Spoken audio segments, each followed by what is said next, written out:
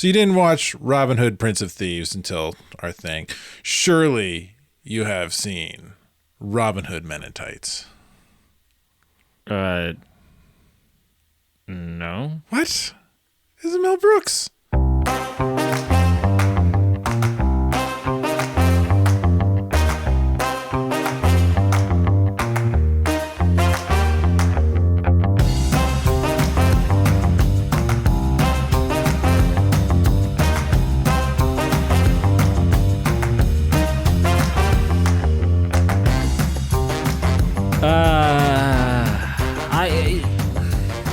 This is Mel Brooks. This is the Robin Hood Men, or like what the shit? This is Mel Brooks. I mean, I was surprised you hadn't seen this. Here's the Mel problem. Brooks. Here's the problem.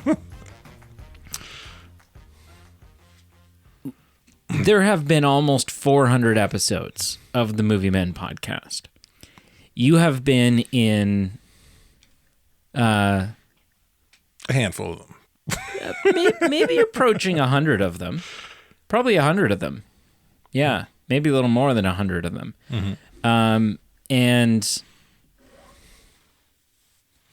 And of all of those almost 400 episodes, over 100 episodes that you've been in, you have never, until very recently, gotten to choose what the episode's about.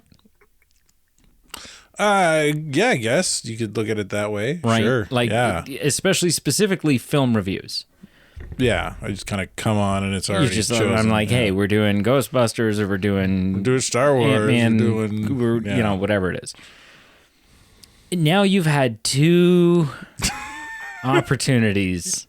Well, I mean, we did Robin Hood, Prince of Thieves. And when you also haven't seen Robin Hood Men in Tights. Okay, but I mean, the one plays off the other. It's like watching, if you haven't watched Star Wars and then you watch all the Star Wars or whatever, even just the first one, whatever. And it's like, you also haven't seen Spaceballs? Well, you gotta watch Spaceballs. Okay, but I also haven't seen the other Robin Hoods.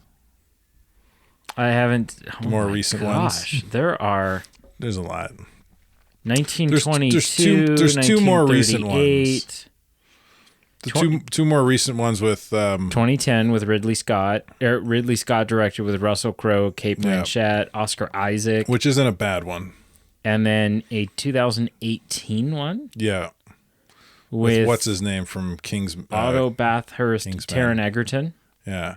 Jamie Foxx? Which is horrible. It's bad. Jamie Foxx is Little John, eh? For Ben Mendelsohn? I like Ben Mendelsohn. Yeah. For like a Robin Hood story, it's bad. Jamie Dornan? It's a fun action flick, but it's a bad Robin Hood story. Okay. Men in Tights, Robin Hood with Uma Thurman. And then Prince of Thieves before that. Interesting. I'm just Richard Green, I'm just kind of curious to, like, I'm looking back through time and I'm seeing like what are the, you know, who are the massive stars that have played Robin Hood, and I'm not really seeing any, like, none that are sticking out to me. Right? There's no like Charlton Heston is Robin Hood, or wow, Kevin Costner. No, I know, but I mean, like, before that, right? Like, throughout history, there's no James Dean plays. You mean Hood. like before Kevin Costner? Yeah, kind of thing. Yeah. Anyways, hello and welcome to the Movie Robin Hood Men podcast, the Movie Men podcast. We are the green team. The green team. Also the B team. That there's Friar Tuck. And that over there is Scarlet. Yeah, I was hoping I was going to get Will Scarlet. Yeah, so it's better than Madam Marian, Maid Marian, or Blinken. Blinken. Abe Blinken. Okay. Did you say Abe Blinken? So this is episode number 3 of our first time watch series, where we make each other watch films that the other person has never seen. We go back and forth. First week you made me watch Robin Hood, Prince of Thieves. Yeah. Last week I made you watch The Nun.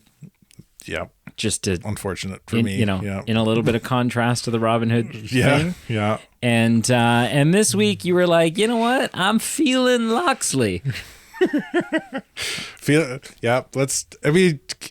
Like I said, they go so well. Like the left hand, right hand. If once you've watched the one, you got to watch the other kind of thing. So, because this. I compared it to like the Star Wars and Spaceballs thing. Like if you've seen Star Wars, you need to watch Spaceballs. But if you watch Spaceballs takes from like a lot of other sci-fi as well. Right. Primarily Star Wars, but other things too. This borrows very heavily a lot of its theme jokes from Prince of Thieves, as well as probably some older Robin Hood films that I haven't seen, but primarily the Prince of Thieves.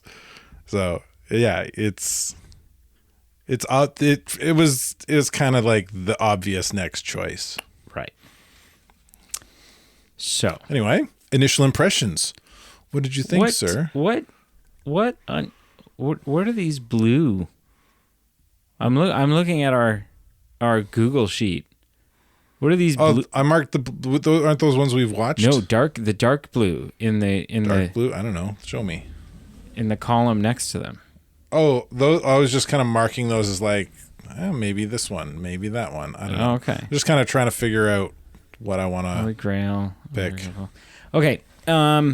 So let's do our initial impressions. We'll jump in. Yeah. What did you think?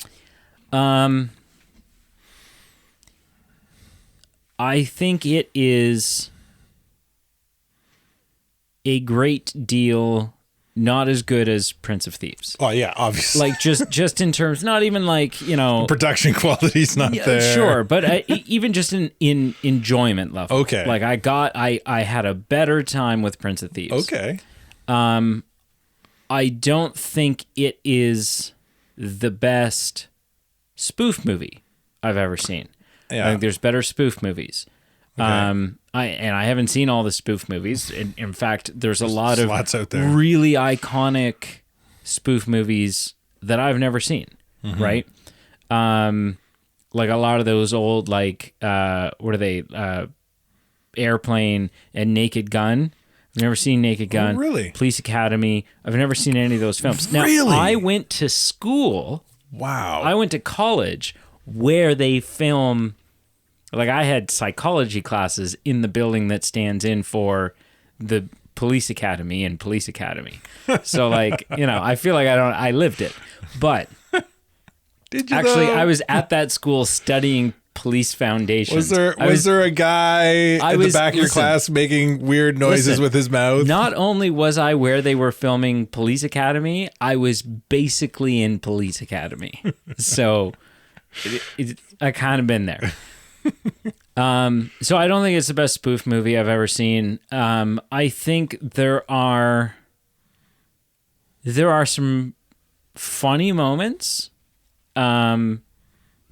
I didn't find just by like gleaning off of your reactions while we watched it, I didn't find as many jokes funny as you did. I think there's some great jokes, but I also think there's a lot of them that just, at least for me personally, fall flat. Okay. So I'm, for me, this was without, and I don't want to give away like anything about what my score is at the end. But this was like a, you know, you heard it here first, folks. Brady doesn't have a sense of humor. like I would say the first film that you did, let's use some baseball terminology, right? Sure. You got a guy on second with that.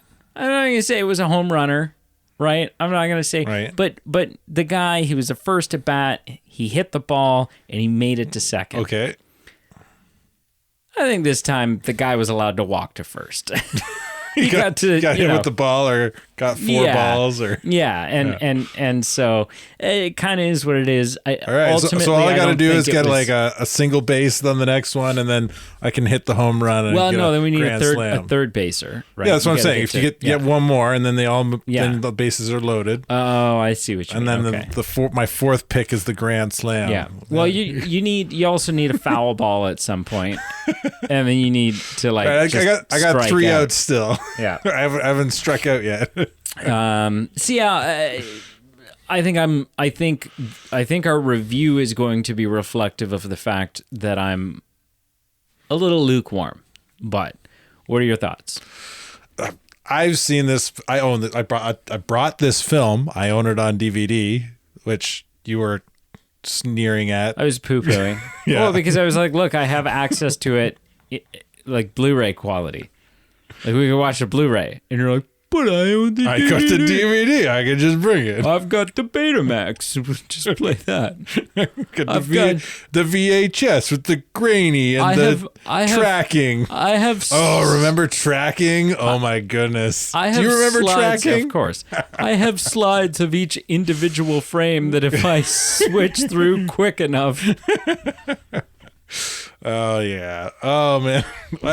So I own this film. I've seen it minimum half a dozen times, probably closer. You were to singing along, like you knew lyrics to the musical numbers. Oh, the Men in Tights song. We're men in tights, tights. We roam around the forest looking for fights. Yeah, it's great. So I love it. I'm a big fan of Mel Brooks. I think the little gags that he sprinkles in throughout, like the background gags, the little things that you might not pick up first time watch. Oh, they're great. Yeah. Funny. I always have a really fun time watching this film. Right. It's good. Yeah. So, I mean, I that seems like a good place to start then. I would agree that the small subtle things that don't ever get really touched on or get touched on and just barely, just sort of like slightly touched on. A good example would probably be like The Mole. The Mole was one that gets slightly touched on. It gets slightly touched on after it happens several times. So if you don't catch it, then they're like, this has been happening. And you might have to rewind and be like, oh, it has been moving. So stuff like that, stuff like a Chew's hat being on backwards with a snapback on it. Yeah. Stuff like you pointed out, the exit sign in the, like fire lit escape exit sign, the clap on, clap off the clap on, clap off candles, stuff like that. I thought was pretty consistently across the board funny. Yeah. For me, I think there were. In a lot of cases, it was the stuff that was more direct jokes, more in-your-face jokes, more, and quite often one-liners, and quite often one-liners that were meant to button a scene. Do you know what I mean when I say button a scene? Yeah, it's like the hook or the... Which is the last thing that's said before the transition happens. It's the joke. Yeah. Yeah. Those, not always, but fairly consistently across the board, didn't do anything for me. And I was like, eh. And I think some of it is like, the thing about comedy is one of the hardest genres as an actor, as a director, because it's not easy to make things funny. Like, it really isn't. And there's so much, there's stuff to do with the wording and making sure that, some words are funnier than other words, right? You can actually take courses on this where like there are 8 different words that you could use in this spot. They all mean the same thing, but they all have different variants of funny. An example of this, the example that was used with me is there's a show, Boy Meets World. Oh yeah, my daughter's watching it. Yeah. Favorite show of all time. And there's an episode, I think it's the first season, where the main character Corey it receives a birthday gift from his dad, and the birthday gift are these silver mitts, or silver gloves, which were something that he got when he was in the Navy, and he was like a boxing champion, right? So it's this like necklace with this pendant on it. And I know the episode you're talking the about. way that his father gives him these is he sneaks into the boys.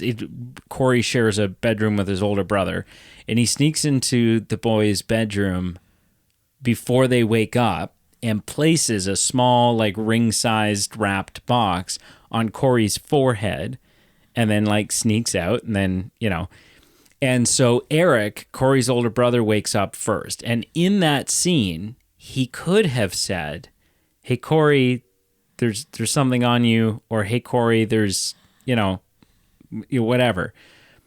But it was written the funnier way, which was, "Hey, Corey, there's a box on your face," right? And something about in that moment, face is a funny word. It's a funny word to. So, anyways, so comedy's tricky. Comedy's tricky because there's that. There's the choice of proper words. There's the actor's diction and their inflections and the emphasis that they put in certain spots of just their delivery. Because you can take the same line and deliver it 20 different ways, and only some of them are going to be funny. The same words, but some of it's not funny. And then timing is a big one too, right? And I think there were many jokes that fell flat for me that could have same wording, same writing, could have gotten a little bit more of a rise out of me with a different performance, with different delivery. Whether it was timing or it was, because there's just a couple, there's even dialogue moments where they just, I'm like, I don't believe that these people are bad actors. I don't think they're poor actors, but I think they're acting poorly. I think, okay, so yeah, 2 points to that. I agree that I think in this Mel Brooks film especially, not that Mel Brooks is a bad comedic writer, he's genius, but this one, I think a lot of the kind of verbal jokes don't land. I think the physical comedy in this, the slapstick comedy in this is the best part of it. But then I think the bad acting thing, I think a lot of that is intentional because of a lot of the fourth wall breaks, because of a lot of the kind of we are on a set acting this out kind of deal. Well, and I wonder, Carl's dying. I wonder if, like all the time, people will look at a movie with a bad acting performance in it, right? And people will go, "Oh, so and so's a shit actor because they were in this film and they were bad in it." Right. And that's not always the case. It's not always the case. I mean, like obviously an actor has to give a performance. Yeah. But it is one of the main jobs of a director is to get a good performance out of your actors. Yeah. You can have absolutely. You can have amazing actors with a shit director, and actors are going to come across as having given a bad performance because they were directed poorly. Mm-hmm. And there's some lines in this movie that I don't think are supposed to be jokes. Like, I don't think they're comedic moments. They're just exposition, or they're just like generic line delivery. And even some of those are like awkward. Like, they feel janky and unnatural. And that kind of makes me wonder. Hang on. What I'm wondering is Mel Brooks, iconic comedic director, great writer of comedy, great, we'll say great, I'll say great director of comedy. But is Mel Brooks a great director? And I kind of, like, I haven't seen enough Mel Brooks film. I haven't seen all 11 films that he's directed. And so I can't, like, I don't feel like I'm in a position to definitively give a stance on that. But I think it's quite possible that the answer to that is, well, not really, right? Like, he's iconic because he directs really funny things. But if you were to take Mel Brooks out of comedy and to, you know, have him direct even a scene, even a dramatic scene, would he get really truly stunning performances out of his actors, and would the emotion and the intensity that needs to be there be there? And I'm kind of tempted to say maybe not. Right? Maybe he's not a great director, which is fine. Yeah. Because all he does is like this goofy, campy comedy, spoof shit. Yeah. Yeah. I would say there's probably some truth. Like, the acting's better in Spaceballs. Right. But it's still not amazing. It's not great. And yeah, so that could be a flaw of Mel Brooks as a director. But I think in this one, a lot of it is campy and hammy and not great on purpose. I think you would agree with me with the statement that Cary Elwes is a good actor. I'm mentally going down the list of what I've seen him in. So starting now and working back, obviously I've seen him in this. Yeah. Princess Diaries, or not Princess Diaries, The Princess Bride, which I personally believe is overrated, but I also concede that, you know, I didn't see it until like my mid-20s. Or like mid to late 20s. And so I probably just missed the train on it. He plays the dorky stepdad in Liar Liar. And he's in the first Saw. He plays Dr. Gordon, who has to cut his own leg off.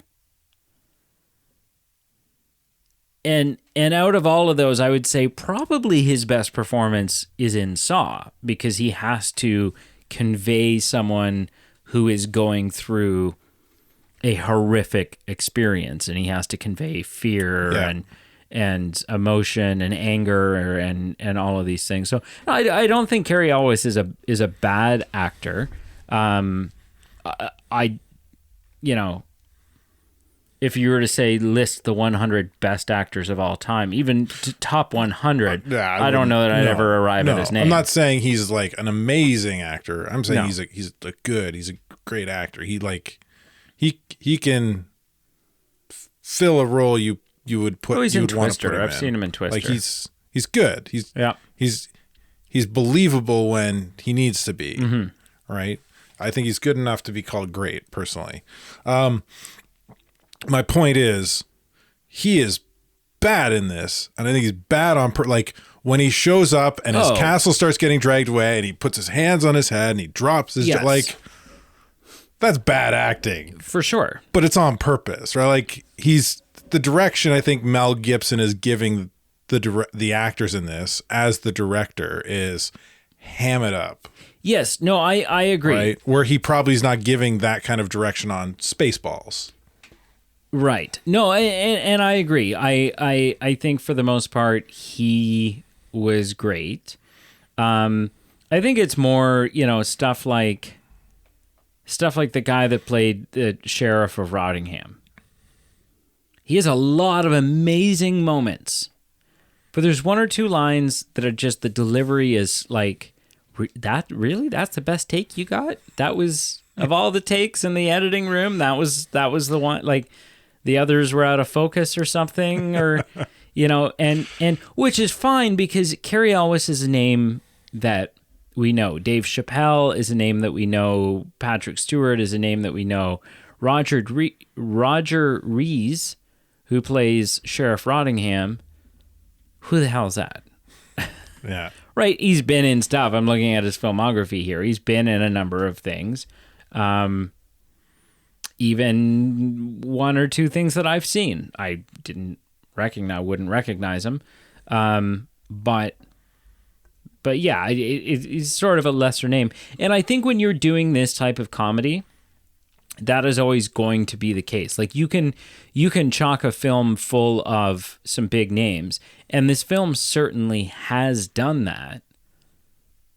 But you also have to pack it full of absolute nobodies, because at the end of the day, you're a comedy film. Yeah, you don't really budget. have a budget. Yeah. You're not It's a going Mel Brooks comedy. Yeah, so you're not going to make yeah. big dollars Even though at Mel the box Brooks is office. a big name. He's not Yeah. big enough to float a big budget. No. Yeah. So so you have to. The acting isn't as great. I think it's on purposely directed that way. But I think the real humor in this is the physical gags. Yeah. Like when we sat down to watch, you said you watched the trailer and you saw the line about I have an English accent. Yeah. And you thought that was great. That's I think hold that's the best line in the I think film. that what happens directly after that With the- is way funnier. I think it's funnier. I think it's so much funnier. I think because it's so unexpected. I challenge you to a duel. Yeah. I accept. Whack with the big metal gauntlet. Yeah, I think that's funnier, but I think it's less. I think it's funnier, but it's less clever, right? Like there's something about the commentary of that, unlike some Robin Hoods, I can speak with an English accent, right? Well, yeah, that's a big It's a spoof jab. call jab. It's a jab. Yeah. And so there's something about that is for me really, really special. And even if it's not the funniest line in the film, I think it's the best line in the film. I think it's a line that deserves a standing ovation. But it's something the film can hang its hat on, obviously, because it was in the trailer. Yeah. Yeah. So good. So good. Yeah. That glove slap thing is in the trailer too. So for the funny. record. It's so funny. Other things that didn't work. It's probably my favorite part of that film. Other things that didn't work for me. So there are 3 musical numbers in this film. 3 notable musical numbers. It's a bit of a musical. If you can believe it. What I'll call the main one or the big one in the center, which is the whatever you want to call it, the Men in Tights song. Yeah. Or I found hilarious, especially when they all start doing the can. Yeah. Like, to me, that was fun and funny and great. It's a really clever song kind of Yep. too when you listen to the lyrics. The first and final songs, the more hip, like 90s hip hop. the hip hop, the 4 guys that don't play a role in the rest of the film. Yeah, I couldn't care less. They're there for just exposition, really. Exposition and just Prince of Thieves had like a wall of text that gave you exposition about where Robin Hood was at the beginning of the film and why. Right. So instead of giving you a wall of text, we have this fun little ditty.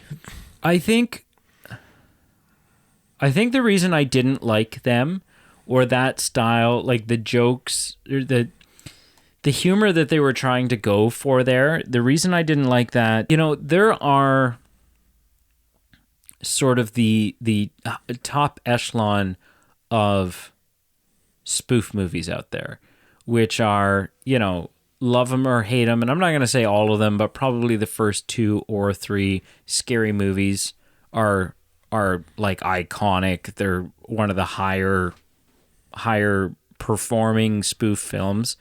Obviously, although I haven't seen them, like Naked Gun is considered big. Airplane would, I think, preceded that. But yeah, for sure. I would say those Leslie Nielsen ones are like the pinnacle. Spaceballs, I would say, is one of the better done, clever spoof films. And then you have, like, in the early 2000s or mid 2000s, there were this smattering of other, like the superhero movie and Not Another Teen Movie and Epic Movie and Disaster Movie. Yeah. And they were just taking all not Hunger Games, Starving Games was one. Well, since we're on the topic, I actually did listen to a really interesting video essay of the guy talking about, like, why spoof movie, because you get kind of to more recent years and spoof movies have kind of like gone downhill in terms of their quality. Yeah. They've really become more raunchy teen comedies. And the guy was kind of going into, like, how did it get here and how do we get back? Right. And it was pretty intriguing. And it all revolves around, like, 2 producers or directors, I can't remember their names, essentially, who kind of, like, are running the gambit of all, or have a hand in almost all these, especially the more recent ones. Right. And they're just kind of like, they have like a don't give a care attitude towards them. And that's why they all kind of feel the same. Right. Now. And so I think there was a couple, and those more generic, like not the Scary Movie ones, which are, sort of have their own identity, and the Naked Gun and whatever else. But those, like, mid 2000 ones were just over the top stupid. And there's a couple of moments, like the first and last song, and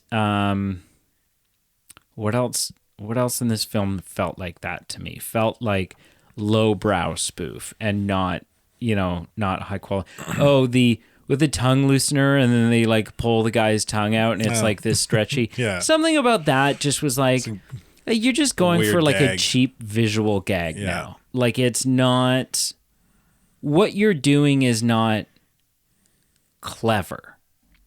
It's not clever. I would say it's Mel Brooks's style, though. Mel Brooks he sprinkles cheap gags into his film, like the tongue thing, the alien popping out of the dude's chest in the diner and Spaceballs. That's a kind of a cheap gag. It comes off better than the tongue. Of Alien. Yeah, but it hits better as a joke than the tongue thing. Yeah, right, because it spoofs something, but it's still kind of a cheap gag, right? Yeah, something about this just felt like lazy. I'm not disagreeing with you. Yeah. I'm just saying, like, that Mel Brooks has got a little bit of that in his style, and I don't like it. Like, it's something about it that just doesn't. I would say it's probably a trope that he created that others have followed. Right. Well, either way, I don't like it. It's fine. I'm not like that. That gag doesn't get me either. Like, it does feel, yeah. And then finally, sort of the last negative thing that I think I'll say is there is sort of it's a shorter film than Robin Hood, Prince of Thieves, for sure. Like, this is like an hour and 45. Oh, yeah. Whereas Prince of Thieves was like 2:20 or 2:30. Yeah. There's, and I think this is consistent with a lot of spoof movies. So it's not necessarily a knock specifically against this one. However, I do think there's a way to do a spoof movie and fill it with these jokes and fill it with whatever, but also do better in this category, which is most spoof movies that set out, they're grabbing from 30, 40 different films. And so you're constantly trying to, like, come up with a story especially the mid 2000s. That number seems a little high to me, but well, they grab from more than like one genre or one. Well, they usually grab from one genre, but then a couple of films within that genre. Like if you look at Spaceballs, they grab from Star Wars primarily, Star Trek, Aliens. Yeah, so you're not wrong. I don't think it's that many though. Yeah. Well, and I'm just wondering, more so for like the mid 2000s ones, like epic movie where it's parodies here. Where it's just like, the more recent ones are just like cheap gag after cheap gag after cheap gag after cheap gag. There's epic no movie here. Can you keep count on your hands? And I'll rhyme them off. You're gonna have to like double and triple and quadruple up here. So epic movie spoofs: Chronicles of Narnia, Da Vinci Code, Nacho Libre, Charlie and the Chocolate Factory, Snakes on a Plane, X-Men: Last Stand, Harry Potter, Bo-Rat, Rocky III, Scarface, Pirates of the Caribbean, Superman Returns, Fast and the Furious, Click, MTV Cribs, Harold and Kumar, Punk'd, Chappelle Show, Star Wars, SNL, Lord of the Rings, Talladega Nights, Mission Impossible, Casino Royale, V for Vendetta. That's it.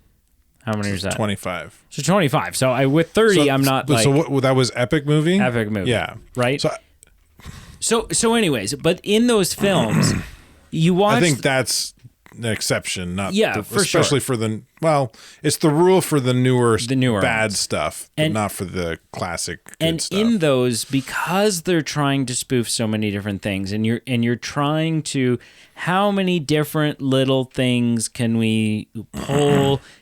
Some of those will be just like quick little tiny references, but some of those will be like, okay, we're going to spend 5 minutes basically recreating a scene from blank movie, but we're also going to do that for like 4 other movies, and then at some point our characters are going to all end up in Narnia. And then at some point, they're also going to end up on the Black Pearl out in the middle of the ocean. Like, epic movie does both of those things, right? Yeah. And so you're like, when it ends, you're like, there really wasn't a sense of story here. It was just like a succession of gags.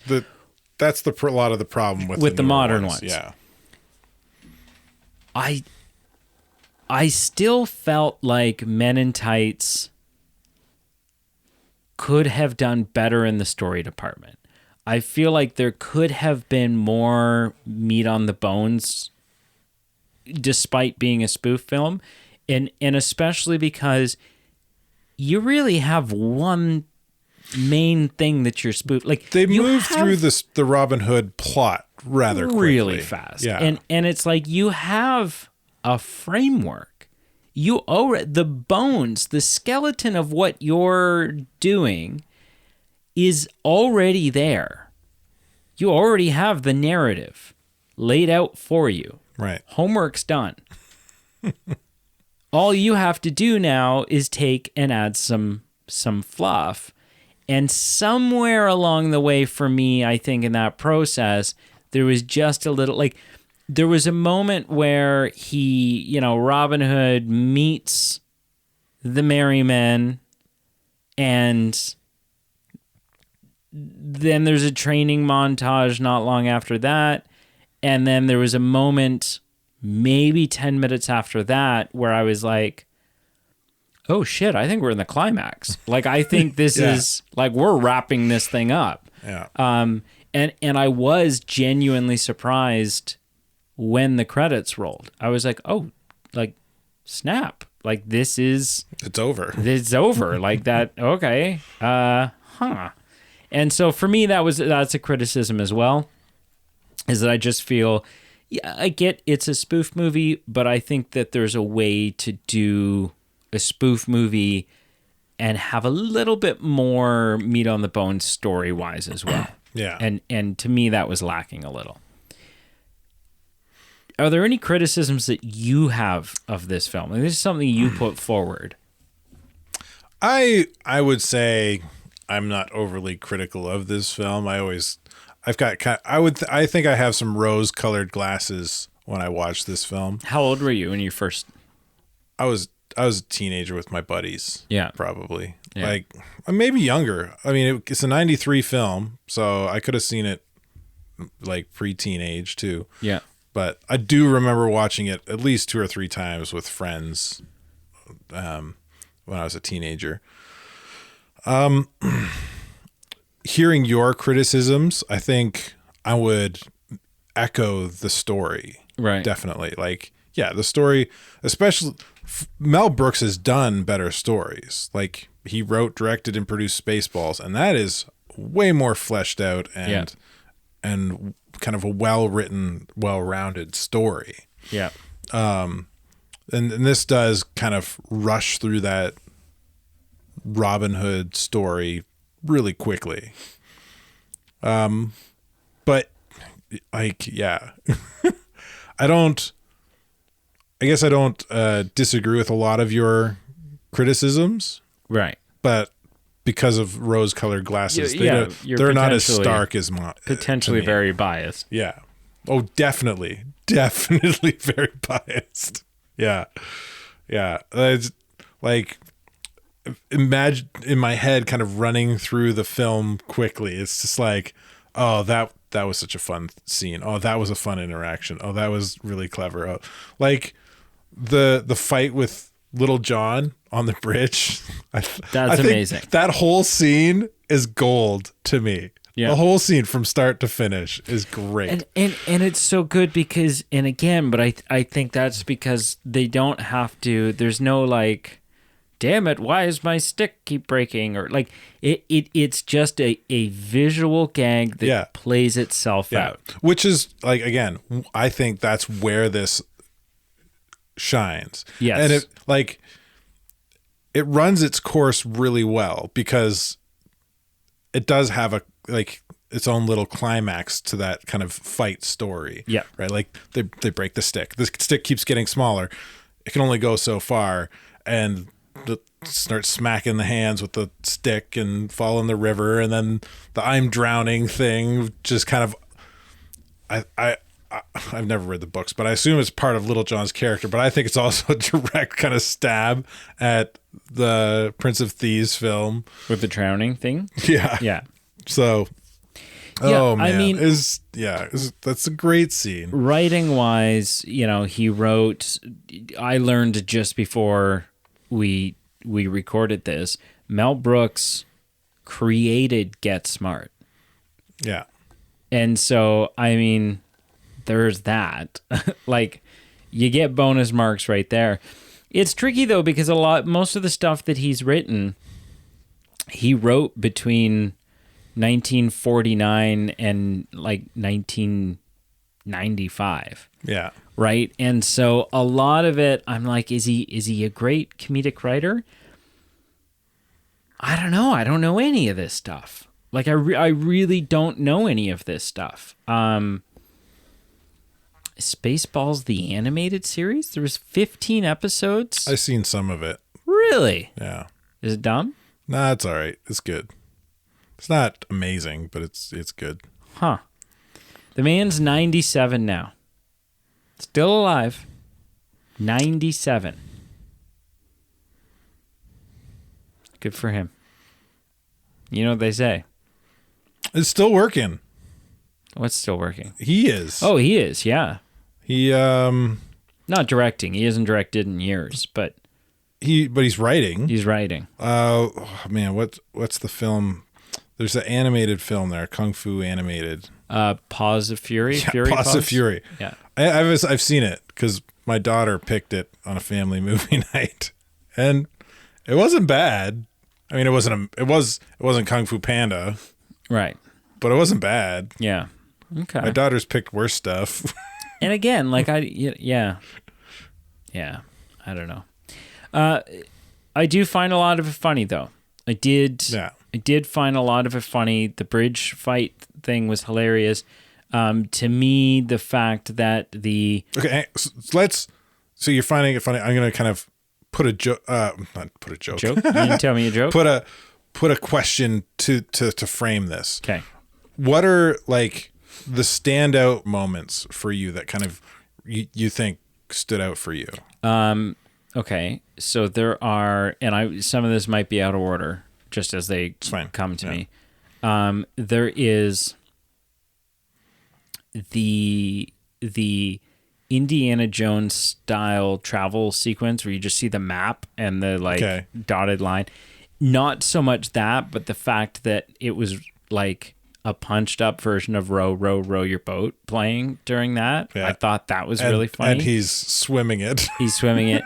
He arrives home to England, and there is an England version of the Hollywood sign, and you hear the bum bum ba dum bum bum bum ba dum bum bum, and I was like, to me, I was like, okay, this is my brand of humor. Like, that's funny. That's a funny. Yeah. I don't know why it's funny, but that's funny. The mole thing is really funny that it keeps moving. I was waiting for it to show up on his forehead. Right at the end. And then it does. Yeah. I was hoping actually that it'd be like right between his eyebrows. A little higher into the side. Yeah. But that didn't happen. But that's fine. Obviously, the bridge fighting scene with the sticks is hilarious. The drowning scene is hilarious. The fact that the chastity belt is an Everlast, that's really funny, right? Yeah. That's a subtle, you know. I liked that. I liked the moment with them all taking scripts out to confirm what happens next. That he gets another shot. But it was something that was that gag wasn't beaten into the ground, but that style of gag was, because we see the fourth wall break, you mean? Yeah, or? we see a camera guy accidentally break a window with the camera by panning it in too far. Mm-hmm. We see a couple of instances, I think at least 2 instances, where someone bumps into a camera or hits a microphone boom or does whatever. We see Robin Hood stab his sword out through a window, and he like takes someone's muffin or donut or some. And so it was like that was too much. It was like, okay, right? Like that was kind of funny the first time, and there have been extreme diminishing returns on this joke. But the script thing was funny. The script thing, even though that happens played off really later on in the film, after several of these, after you're already kind of sick of this gimmick, that was really good. The whole the can scene, the big chorus, big chorus number, that was good. The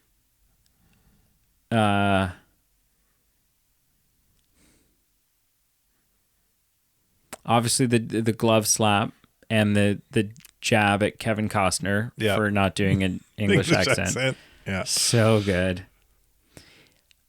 I think those are I mean, there's other funny jokes throughout, but I think those were the big kind of standout, super funny moments to me. And I'm probably forgetting 1 or 2 of them, but those were the moments that I'm thinking of right now as things that were pretty spectacular. What about you, sir? All of those. I think outside of those, because I agree with all of those.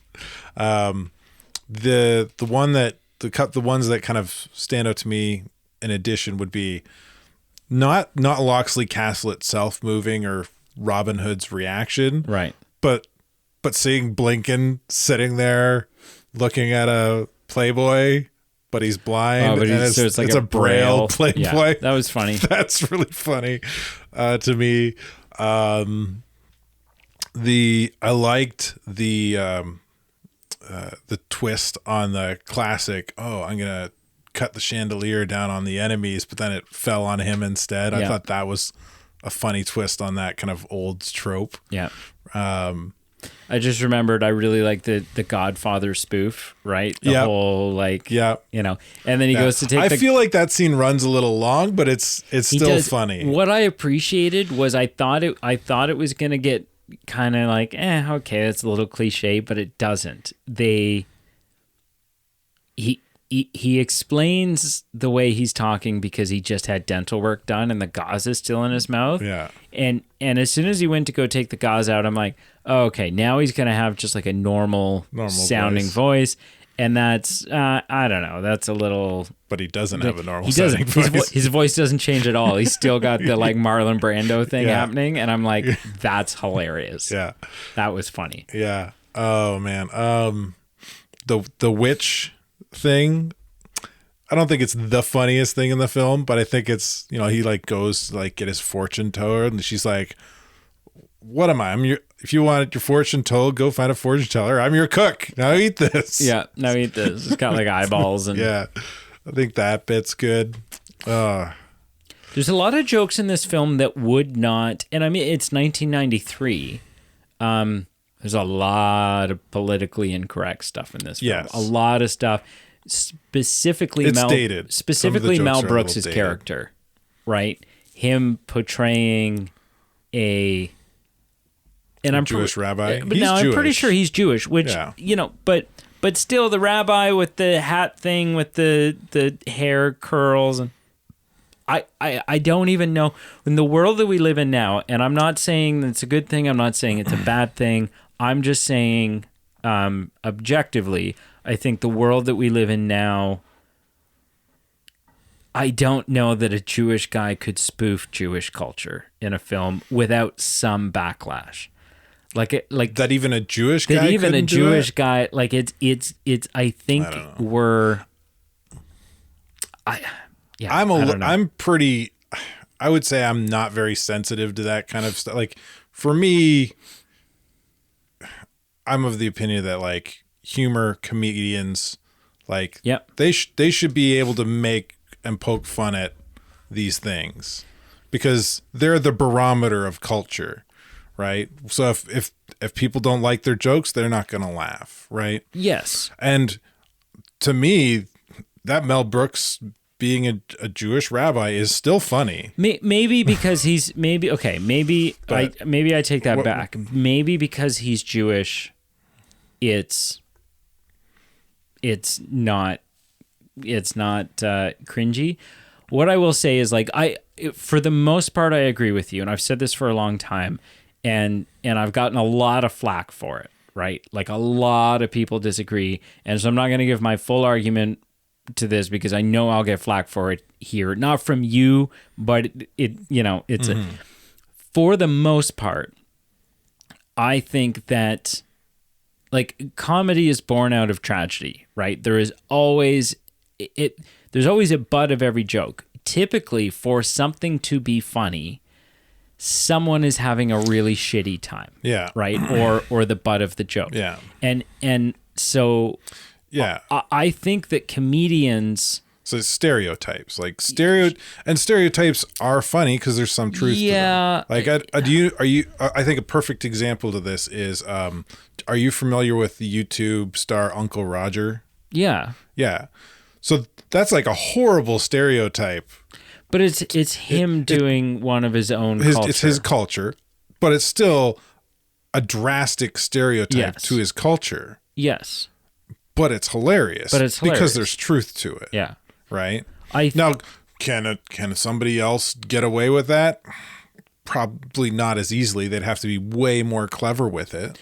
Yeah, and I think that's something that I realized while watching this film is like although I agree that comedians should be able to joke about, you know, like Jim Jeffries does a thing. I really like Jim Jeffries, right? And Jim Jeffries in one of his specials does this whole thing about Bill Cosby, and so he has misogynistic jokes and he has rape jokes and he has like all this stuff, and it's touchy stuff, right? Like it's a little dark. It's a little dark, but you know. And then in his next special, he calls everyone a bunch of like pansies and And he's like, it's the jokes. Like, this isn't a TED talk, right? Like, these are not things that the things that I'm saying are not things that I think. They're things that I think are funny, and there's a difference. I'm here to make you laugh, right?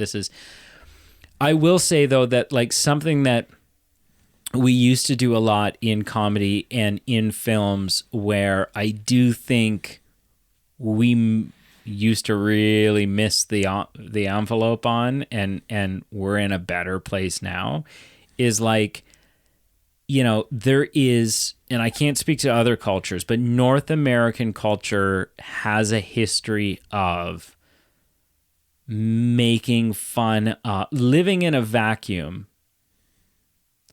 but making fun of other world cultures within that vacuum, right? And so I think, for example, I think if in this film, if Mel Brooks himself were not Jewish, then I think that the rabbi in this film would be the perfect example of it, where I think I see what North you're saying, American and culture, I think I can get we on look board at the with black that. brimmed hat, and we look at the accent, and we look at the curly hair, and to us it's foreign and it's strange, and we don't understand it, and so we poke fun at it. Yeah. And I think we have this really long history of kind of being assholes. Seeing King Richard's return. Which, Right. Like, the kind of a little bit of a twist for you, at least anyway, and Prince of Thieves was seeing Sean Connery show up as the king. And I don't know if you realize Patrick Stewart was the king in this. I didn't know. Not, I didn't know he was in it until I saw it. Obviously, shows I up. recognized him right away. And then as he's doing his thing, He's doing a bit of a I Sean make a Connery comment voice. to you. I'm like, he's really laying the accent on thick. Eh? Yeah. And you said he's doing the Sean Connery voice. I was like, I never noticed that before. Yeah, he totally is. I never made that connection. Yeah. But yeah, he totally is. Listen, I love Patrick Stewart as much as the next guy, right? I'm not a Star Trek fan. I don't like Star Trek. That's, you know, neither here nor there, but he is my Professor X, right? There you go. And I will, so it's, you know, it's fun to see him show up. What I will say, though, there is something that could have been better. Sean Connery. There was a better way to go, and I don't know if it was Sean Connery, wasn't it? I don't know if this was something that was not possible. I don't know if they even tried or they did try and they were shot down, or I have no idea. But to have Sean Connery show up again in the same role 2 years later in a spoof would have been comedic gold. Like, that would be the standout moment that I'd be talking about. Whereas in reality, alternatively, I'm like, it's a fun person to have show up, is Patrick Stewart. He's a big deal in the early 90s. Yeah. That's great. But my God, had Sean Connery shown up and been like cherry on top. I need to, I need. Maybe the reason they didn't do that, you know why they probably didn't do that, is because they were like, well, okay, in our script, the king elects his royal powers as the king to slip the tongue to this woman before she marries Robin Hood. And we all feel pretty good about the guy that Patrick Stewart is. Like, we think we think when he goes home, he's not scum, and he understands that this is acting, and he probably doesn't, or very classically trained stage actor. Yeah, probably doesn't at all, or at least very occasionally hits women. Whereas with Sean Connery, they're like, oh man, we just don't know. We don't, that's kind of like handing matches to an arsonist and being like, okay, pal. So I don't know if that's I have no idea. I don't know if they reached out to him, but that would have been something magical to see. One last scene that just came to me, and I just giggled to myself a little bit out loud, is when the priest is coming in and he's like, good morrow, and everyone's like, hey, good morning, Abbot, and the rabbi during the actual the priest. Wasn't the rabbi, it was the priest when he's doing the marriage with Did I call him a rabbi? Rottingham. No. No, I'm talking about a different moment. When Rottingham and the priest is marrying them, and there's the whole, your name's Mervyn? Mervyn? Right? That was good. That was a funny... I do like Rottingham's verbal quirk throughout the whole film too. Yeah, that he's like especially the dinner scene. The dinner scene where he like says all the words to the sentence, but they're completely scrambled. It's a long sentence. Like he pulled that off beautifully. Because up until this point, it's just been like one or two words out of place, like or the sentence is flipped. Yeah. All right, so, Carl. Anyway. On a scale of 0 to 10, how do you rank Robin Hood Men in Tights? I give it a solid 7. A 7. Okay. Yeah. So it's not bad. It's not off the charts amazing. It's a good, solid comedy. Okay. Yeah. All right. I mean, that makes sense. You're gonna have fun watching the film. Okay. Yeah. Fair. What would you give it? I don't know if this answer is if you're going to be like, okay, that's higher than I thought, or if you're going to be disappointed. I give it a 5.5. Okay. I figure you're going to land in the 6 area. Yeah. I give it a 5.5. I think for the most part, for me personally, it's a take it or leave it. I'll probably never watch it again. I'm not even sure I'm glad that there's sometimes you're like, well, I don't need to see it again. But I'm glad I watched it, right? I'm glad that's something I can add it Check to that off the list. Yeah. I'm not even sure I'm there. I'm not even sure I'm like, it's good that I saw it. Maybe a little bit because it is iconic, right? Like I've heard people talk about Robin Hood Men in Tights. I don't fully, having now watched it, I don't really understand why. I think it's a little overrated. I don't get the hype. But it's not it gets that extra 0.5. It gets bumped up from that middle of the road because there are enough clever moments in it where it's like, I still had some fun, right? Yeah. There's a lot of moments where I was like, well, we just went through like scenes we liked. Yeah. And they add up. They add up. I would say the film for me is about 50-50. I think half of it hits and half of it doesn't. Unfortunately, when you're dealing with a comedy, half of it not hitting also adds up. Like that's a big percentage for you to spend half the time watching the movie going, right? Yeah, the whole like a lot of that jail scene doesn't work for me. Jail scene right at the very beginning. Yeah, the beginning. The beginning was dumb. Yeah. The best part of that scene. From beginning to end, from him showing up to them leaving. Is when he comes back in and everyone's gone? Yeah, like the guy's like, good news is rewarded. Like that guy. That guy is when he's leaving with the good news and when he comes back and he's like, I'm in so much trouble. I'm in deep shit. Like, that's the best. That's the best part of that scene. Which is unfortunate because there's a lot of gags in there. Yeah. Right? Yeah. There's also just one too many because that's not where he meets a Chew, but he finds out about he a Chew. He meets a Sneeze. Yeah. Sneeze is a Chew's dad. And there was, which is funny. Yeah.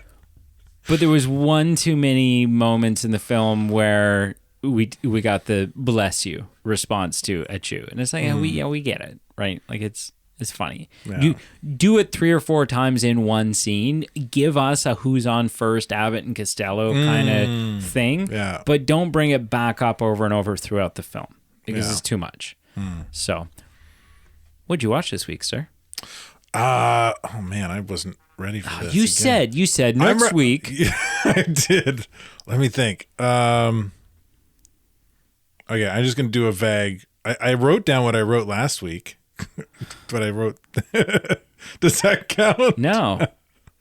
I'm gonna say it anyway. All right. Because they were awesome. These are the films I watched last time. Right. The ones you've already told us about? I'm a week behind. I told you about, but I didn't tell you about. Okay. Because I didn't remember. You couldn't remember what they were. So, Emily chose for us to watch a film on the one day called Hysteria. Okay. Which is a really weird drama with some comedy in it. Okay. About like the creation of the vibrator. Which beat out several other inventions in our greatest invention of all time. It was a weird film. Okay. It was really weird. And then I picked our movie for the other night over the weekend, which I chose The Unbearable Weight of Massive Talent. You had seen it before, right? I had not. Okay. This was so much fun. I enjoyed this film so much. And interestingly on point, because although it's different because it's spoofing a person instead of spoofing different movies or a genre or whatever, that's how you do a spoof film. Right? It's so he's so incredibly self-aware in it and really hamming up the Nick Cage cliche. So good. Yeah. Yeah. Oh, I do remember what we watched this past weekend. We only really watched one film outside of we started watching Monk. I think I mentioned that last week. Yeah. We're still watching Monk, a show a night almost. We watched Damsel. The, what's her name from Stranger Things? Millie Bobby Brown. Yeah, Millie Bobby Brown. Kind of a twist on the damsel in distress storyline. Okay. Right? So instead of being saved by the knight, she saves herself kind of. Oh, cool. Story. Fun twist on the trope. Right. Decent written story, but a lot of it falls flat in spots, and a lot of it you go like, that's not how that works. Okay. That's like, yes, it's a fantasy, and there's kind of that kind of like magic exists in the world. Right. But those aren't the things that don't like. How much do I spoil? Don't. Is it because it sounds like it's probably fairly new? It is pretty new. It's a Netflix. It's been out for about a month. Because I might check it out. So don't tell me anything. Anyway, why don't I make a point of watching it and then we can revisit it? There's a very key plot point to why this dragon is trying to kill her. Right. And the plot point is not how that thing works. Like, we'll call it a MacGuffin. It's not really a MacGuffin, but like the MacGuffin of why the dragon is after her isn't how the MacGuffin actually works. I don't care if it's fantasy. I don't care if magic exists in the world. That's not how that works. Okay. For those that have watched it, you know what I'm talking about. But they're not allowed to make their own fantasy rules, or it's not. Or this is different. It's like an anatomy thing. Oh, okay. Okay. All right. Don't tell me. I'll watch it. It's like, that's ridiculous. Yeah. I'll watch it.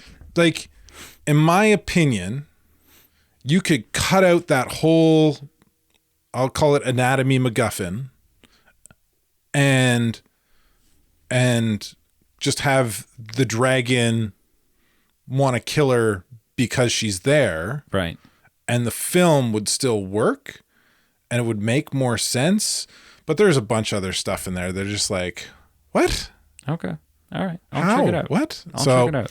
Yeah, both Emily and I walked away from it going, that there was a lot in this film that didn't work and didn't make sense or didn't hit home. And including her acting. Her acting was a little bit flat. Right. Which I like her in Stranger Things, so I don't know what happened here. Yeah. Well, could be bad direction. Yeah. Good, yeah. Yeah. So anyway, okay. What did you watch?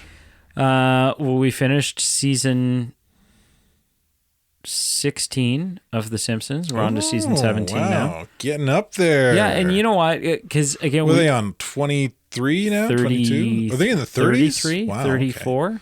Okay. We were, because we sort of talked about this last week. How there's a lot of people are like, that was season 7 or season 8's kind of. And so I asked Brianne about it tonight, actually.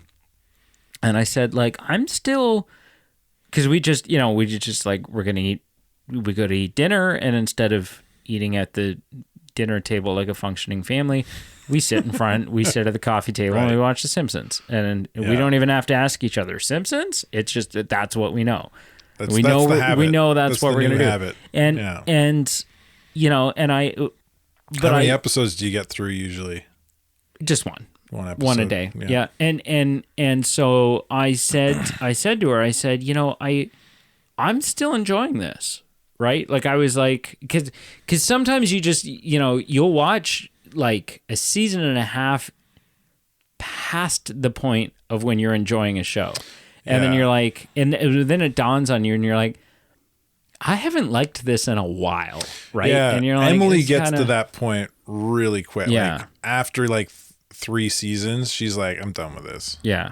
I'm still enjoying The Simpsons. You know, there are some dud episodes, but there are also some dud episodes in that first 8 seasons that everybody praises, right? Yeah. There are, for every dud episode, I would say there are 2 episodes that feel like this is Simpsons firing on all cylinders. So there's some, it's good. It's good still. And we're like a season, almost 2 seasons. We're only about 2 seasons away from a couple of things happening. We're 2 seasons away from being able to be like, okay, we finished the season. Now, before we watch the next season, we got to watch the movie. Right? So we're almost at the movie. And then we're about a season and a half after that is when it switches to the HD widescreen format. Oh. And you get the new updated opening, the new updated intro, and the animation style changes a little bit, right? It gets a little bit more of like a 3D, I don't want to say cinematic, but a little more 3D animation kind of feel to it, right? Right. So, and then we've only got 3 episodes left of our series of unfortunate events. So we're on to, it's actually fun because that's what you and Pete are doing, right? No, just Brianne and I are just watching it. We did the movie. We watched and reviewed the movie. Yeah, that's right. And that's what we were talking about last week. Yeah. And so it's actually fun because playing off of something you did in our Robin Hood Prince of Thieves episode. So there is, because throughout the series so far, each book is translated into 2 episodes, right? Yeah. So you'll get like the Grim Grotto Part 1 and the Grim Grotto Part 2, you know, whatever. Yeah, they frame the kind of episode arcs as like they show up to a place, get into trouble. There's a bit of a cliffhanger. They get out of the trouble and they are on their way to the next place. Yes. And so there's one 2-parter left, and then the final episode is just called The End. Mm-hmm. But this one is the book. The next 2 episodes that we're going into are called The Penultimate Peril Part 1 and Penultimate Peril Part 2. And so it feels like it just feels so good. I'm like, because I used that word. Because you used it wrong. I used it horribly wrong. But Pete uses it. Not as much as he used to, but I will tell you, for like the first 2 years that Pete used it, I had no idea what the hell he was talking about. I didn't know what it meant. What does this have to do with writing utensils? Yeah, I'm like, so stupid. But yeah, so then we're gonna be. Where's this ultimate pen? then after that, we're gonna be searching for a new show, and there's 2 that we've been talking about for a while. Well, there's several we've been talking about for like 4 that we've been talking about for a while, but 2 that we've been seriously talking about, and I think we have it narrowed down to. Well, so the 4 have been. She's really into and has all of a show called Chuck. Okay, I've never seen Chuck. The serial killer. No, that's Dexter. Oh, that's Dexter. Chuck is kind of like a Geek Squad. Oh, yeah. Chuck, he gets the spy stuff downloaded into his brain. I don't know, maybe. Yeah. Really good. The guy that goes on to play Shazam. Yeah. I've seen it. And Yeah, so it's really good. she has all of that. She likes it. I haven't seen it. You'd really like it. House is Okay. one of the ones that we've been looking at. I've seen all of House. She has seen a bunch of House, but hasn't seen All how of it House, kind of yeah. That one. Hopping back on a show that we've both seen many seasons of, but have never finished is 24.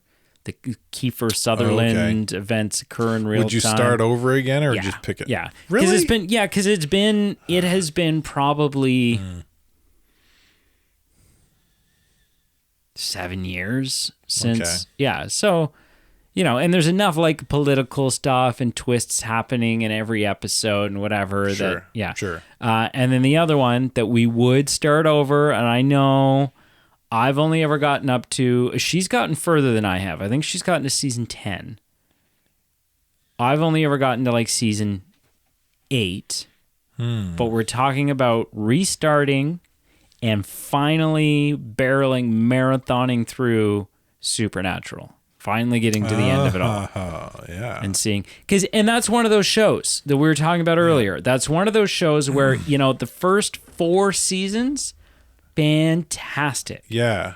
5th and 6th, okay. And every time I get a little bit further into it, but I've always hit that wall where I'm like, this isn't good. Yeah. And I think it's always around like the 7th or 8th season where I'm just not caring.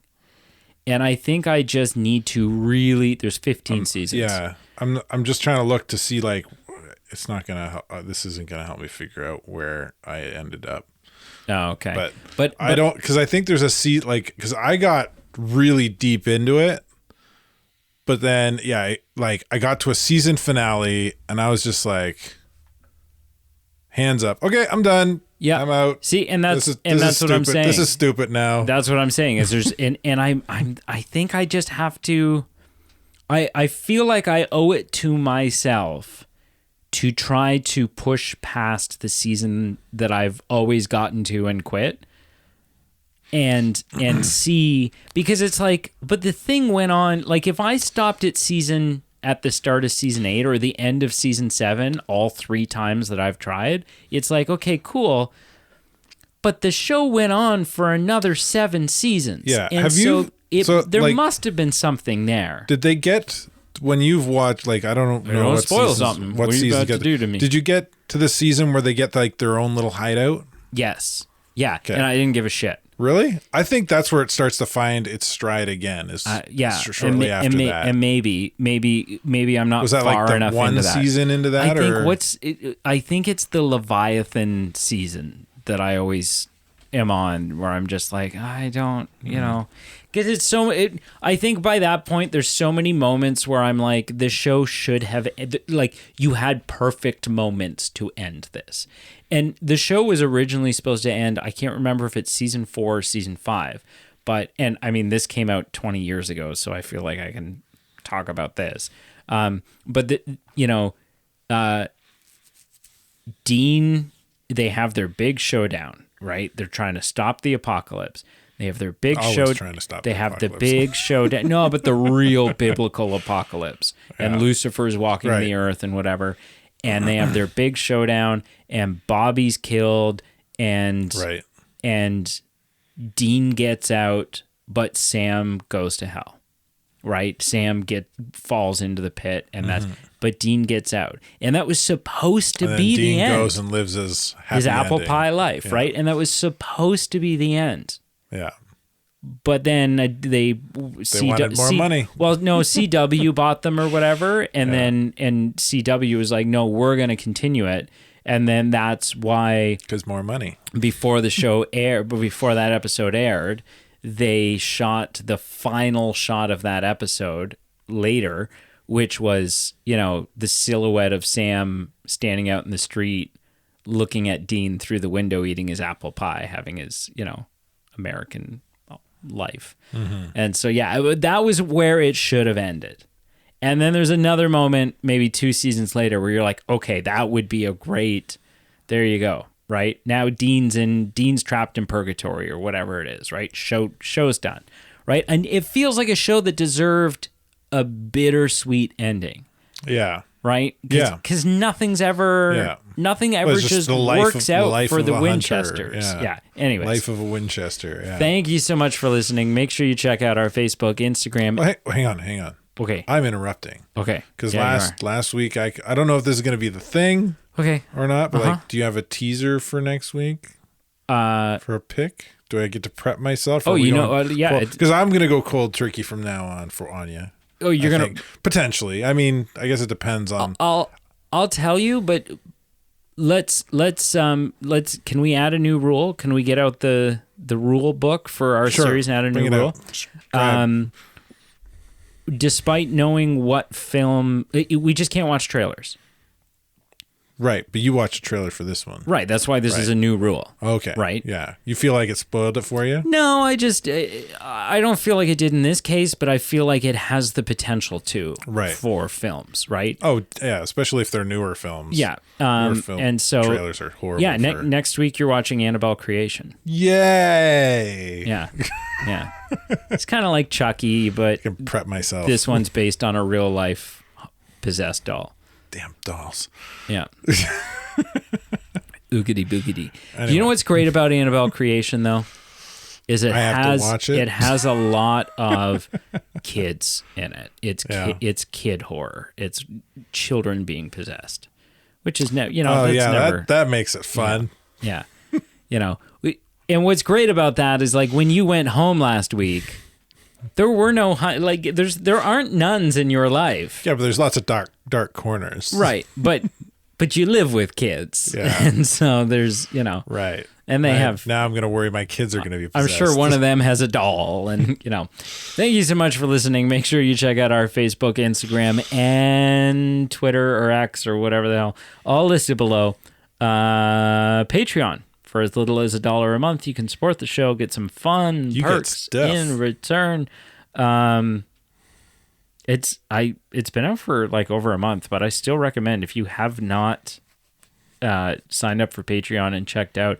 Carl and I did like a 2.5 hour bonus episode where we determined what the greatest invention of all time was. And I'll tell you, spoiler alert, because we sort of talked about it in this episode already. It's not the vibrator. Although it was on the list. But the vibrator, and it was on the list, and it did well. It beat out several other things. It moved up its bracket a few times. Yeah. You and Pete got some recent stuff on Patreon too, don't you? You did like a Tarzan thing, didn't you? Wasn't that Patreon? Sorry, that's my impression of a vibrator. Of a vibrator. I wonder if I can. Very loud. I wonder if I can do. Hang on. That's my impression of Sean Connery doing an impression of a vibrator.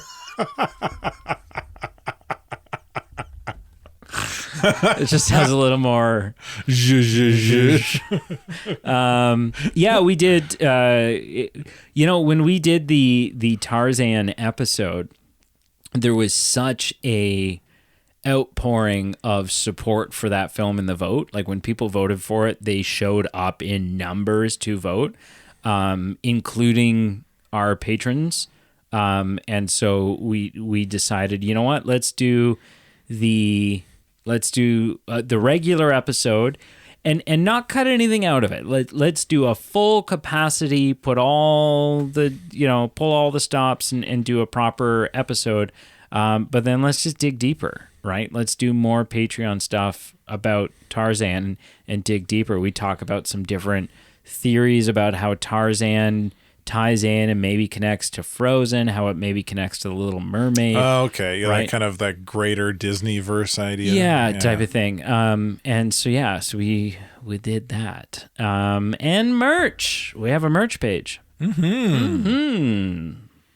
Including a shirt that I created that you asked me to create. Oh yeah, and now it's there and it's out. The greatest invention of all time. Greatest podcast of all time. The Movie Men. Yeah. Spoiler alert. We won.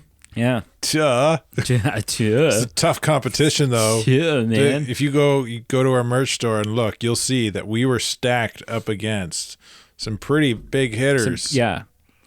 Yeah, Like but we came out on top. Yeah, like something that I can't actually say the name of it, but I'm pretty sure it rhymes with No Blogan, the No Blogan show or something. Yeah, I don't know. There was no bias in the creation of this shirt. It was it was all like worldwide votes. Yep, Millions of yep. people voted. Yeah, yeah, and the survey said We're the best. Movie Men Podcast. Yeah. All the links for that stuff is down in the description below.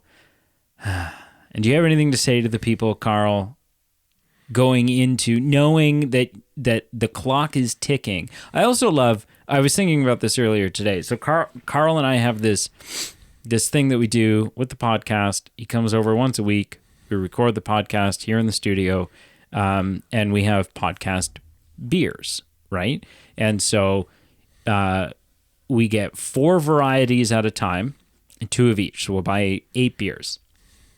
And I'll buy the 8, and then we have one a week. And then once those are gone, you buy the 8, and then it goes back and forth.